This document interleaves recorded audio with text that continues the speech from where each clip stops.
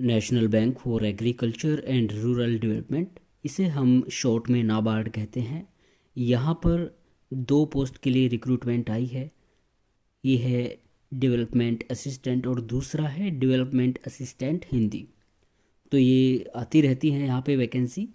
तो इसके बारे में अब हम जान लेते हैं। यहाँ पे देखिए कहते हैं 17 जनवरी 2026 को आप इसके लिए ऑनलाइन आवेदन कर सकते हैं। और जैसा कि आप सभी जानते हैं आज 17 जनवरी है। और आगे कहते हैं कि 3 फरवरी 2026 तक आप इसके लिए आवेदन कर सकते हो। अब चलते हैं आगे। कुछ इन्होंने अपने बारे में बताया, वो अगर आपको पढ़ना है तो वो भी आप पढ़ सकते हो। यहाँ पे देखिए कहते हैं कि 17 जनवरी से 3 फरवरी तक तो आवेदन कर सकते हो। उसके बाद में आपका फेज़ 1 यानी प्रीलिमिनरी एग्ज़ाम होगा जो ऑनलाइन होगा, तो ये 21 फरवरी को होगा। और फेज़ 2 जो मेन एग्ज़ाम है ये भी ऑनलाइन होगा, ये 12 अप्रैल 2026 को होगा। आगे अब हम फटाफट जान लेते हैं वैकेंसीज़ और उसके आगे देखते हैं क्या क्या डिटेल्स हैं। यहाँ पे देखो 3 वैकेंसीज़ हैं, तीनों अलग अलग स्टेट्स में हैं। यूआर की 2 वैकेंसी हैं, एक आंध्र प्रदेश में है तो दूसरी तमिलनाडु में है। और एक ओबीसी के लिए है, ये महाराष्ट्र एचओ मुंबई यानी इनके हेड ऑफिस में है। तो टोटल 3 वैकेंसी हैं जिनमें 2 यूआर की हैं, एक ओबीसी की हैं।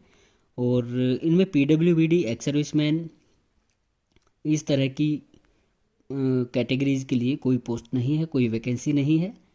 अब आगे चलते हैं और देखते हैं क्या इम्पोर्टेंट इनके कुछ इंस्ट्रक्शंस हैं, क्या आपकी एलिजिबिलिटी है। यहाँ पे आप अब देख सकते हो कि खैर पीडब्ल्यूडी की पोस्ट नहीं है तो आप क्या ही करेंगे इसका देख के।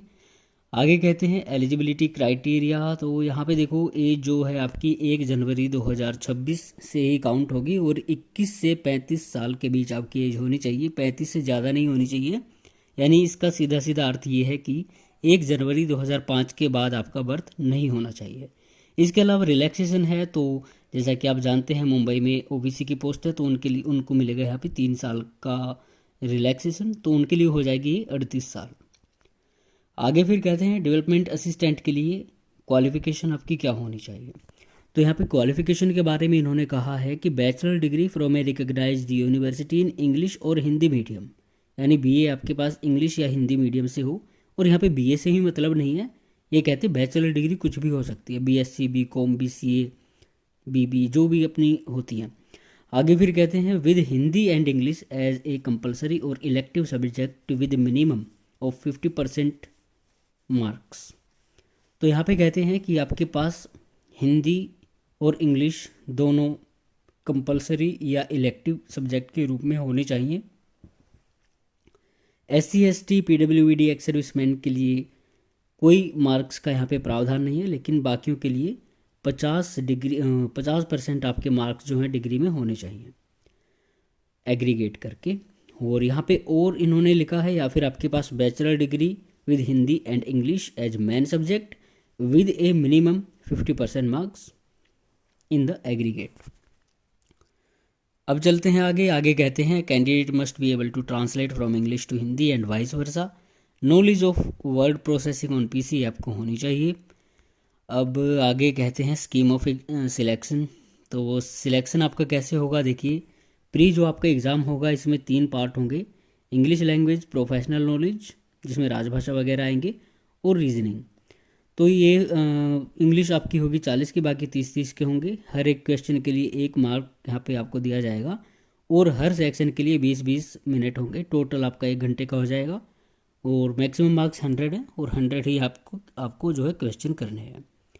आगे कहते हैं मेन एग्जामिनेशन, ये भी ऑनलाइन होगा। मेन जो आपका अप्रैल में होने वाला है, यहाँ पे 5 सेक्शन आएंगे। रीजनिंग आएगी, प्रोफेशनल नॉलेज आएगी, जनरल अवेयरनेस यहाँ पे ऐड हो जाएगी, कंप्यूटर नॉलेज आएगी, और इंग्लिश लैंग्वेज में आपका आएगा भैया एसे, प्रेस राइटिंग, रिपोर्ट या लेटर राइटिंग।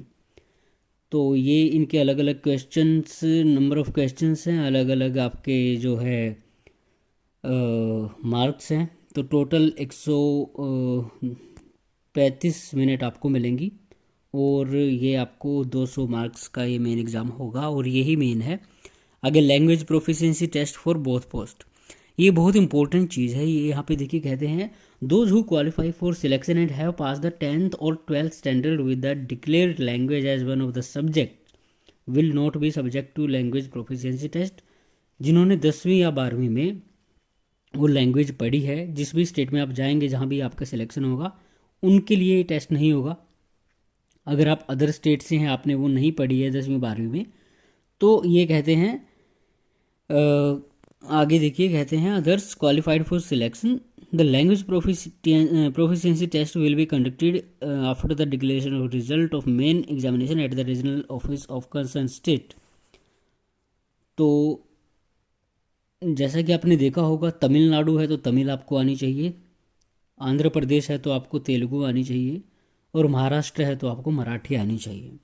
अगर ये नहीं आती हैं तो भाई ये आपका कुछ काम का नहीं है, क्योंकि इन्होंने साफ लिखा है candidates not found to be proficient in official language would be disqualified. क्योंकि आपको पता ही है नाबार्ड है भैया, तो नाबार्ड में तो ये बहुत ज़रूरी हो जाती है चीज़ें रूरल वाली। आगे कहते हैं details of language proficiency test to be conducted would be available on NABARD website after the main examination. The selected candidate और wait listed candidates would require to undergo the LPT यानी language proficiency test. Scheme of examination की बात करें तो यहाँ पे कहते हैं प्रीलिमिनरी जो एग्जामिनेशन है is only qualifying in nature, वो केवल क्वालिफाइंग है। Candidates who score sufficiently high in both individual test and in aggregate shall be short listed for main examination. तो यहाँ पे सेक्शनल कट ऑफ भी आपकी क्लियर होनी चाहिए और एग्रीगेट करके भी क्लियर होनी चाहिए, उसके बाद ही आपको मेन एग्जाम में बुलाया जाएगा। 1/4 की यहाँ पे नेगेटिव मार्किंग है। और कहते हैं who score the minimum cut off marks in the individual test and total score और above in the main examination test will be short listed for selection. Final selection जो आपका होना है वो आपका मेन एग्ज़ाम के आधार पर ही होगा, मेरिट के ऑर्डर में। सिलेक्शन प्रोसेस एक बार इन्होंने फिर से बताया यहाँ पे। स्टेट वाइज मेरिट लिस्ट जो है वो तैयार की जाएगी फाइनल सिलेक्शन के लिए, और केवल फेज़ 2 का ही यहाँ पे काउंट होगा। Both objective test and the descriptive test will be added for preparing the final merit list. यानी पेपर 2 आपका यानी मेन एग्ज़ाम जो होगा फेज़ 2 होगा, उसमें जो भी आपके सेक्शंस हैं सबको इंक्लूड किया जाएगा। टाई केसेस के कुछ रेजोल्यूशन है और यहाँ पे वेटिंग लिस्ट का भी कुछ प्रावधान यहाँ पे है। अगर कोई बंदा ज्वाइन नहीं करता है तो उस वैकेंसी के लिए फिर वेटिंग लिस्ट निकाली जाएगी। आगे कह रहे हैं appointment of the selected candidate would be subject to his her being declared medically fit. तो आपको मेडिकली फिट होना जरूरी है। प्री रिक्रूटमेंट ट्रेनिंग है SC ST OBC PWD candidates के लिए। एग्जामिनेशन सेंटर की लिस्ट इन्होंने यहाँ पे एनेक्सर में लगाई हुई है, वो भी आप देख लेना। एप्लीकेशन फ़ीस की बात करें तो यहाँ पे SC ST PWD के लिए 100 रुपये है, ऑल अदर्स के लिए 550 रुपये है, और स्टाफ जो है जो ऑलरेडी इसमें है नाबार्ड में उनके लिए कोई पैसा नहीं है। पे स्केल की बात करें तो आपका 23,100 रुपये बेसिक पे है। अप्रोक्सीमेटली आपको मिलेंगे 46,500 रुपये। परक्विज़ाइट्स कुछ हैं यहाँ पे तो आप देख लेना जैसे आपको मिलते हैं। Residential accommodation subject to availability, reimbursement of petrol vehicle for official purpose, brief case मिलेगा, knowledge updation allowance for furnishing of residence. तो ये इस तरह के जैसे बैंक्स वगैरह में मिलते हैं, LTC वगैरह, ये सारी चीज़ें आपको अच्छे से मिल जाएंगी। और एडवांसेस यहाँ पे कहते हैं leave loans and advances at concessional rates of interest for housing and car education loan आप ले सकते हो, कंज्यूमर आर्टिकल्स। तो ये सारी चीज़ें कुछ मतलब फैसिलिटीज़ तो आपको बिल्कुल मिलेंगी यहाँ पे। हाउ टू अप्लाई है तो यहाँ पे कुछ इंस्ट्रक्शंस हो, आप देख लो। सिग्नेचर की बात करें तो भैया कैपिटल लेटर में आपको सिग्नेचर बिल्कुल भी नहीं करने हैं। बहुत सारे लोगों के ऐसे फॉर्म्स जो है रिजेक्ट हो जाते हैं, कई बार होता है उनको एग्ज़ाम के लिए बुला लिया जाता है बट बाद में रिजेक्शन मिलता है। कुछ डूज हैं डोंट्स हैं, फ़ोटो वोटो कैसे लेना वो देख लेना। सिग्नेचर, लेफ्ट थंब इम्प्रेशन, और भैया आपका हो जाएगा हैंड रिटन डिक्लेरेशन इमेज। ये कैसे अपलोड करनी, कितने साइज़ की होनी चाहिए, क्या कुछ पिक्सल वगैरह होना चाहिए, क्या बैकग्राउंड होना चाहिए, वो सारी चीज़ें, कौन सी इंक होनी चाहिए, ये सब आपको एक बार ज़रूर देख लेना चाहिए। तो यहाँ पे इंपॉर्टेंट जो डेट्स हैं इन्होंने एक बार फिर से बताई हैं। और specified language of the state इन्होंने देखो यहाँ पे कहा है आंध्र प्रदेश की तेलुगु हो जाएगी। और अगली वैकेंसी थी महाराष्ट्र में, इसकी मराठी हो जाएगी मुंबई वाले की। और भाई तमिलनाडु की तमिल हो जाएगी। तो ये तो वैसे ही याद है।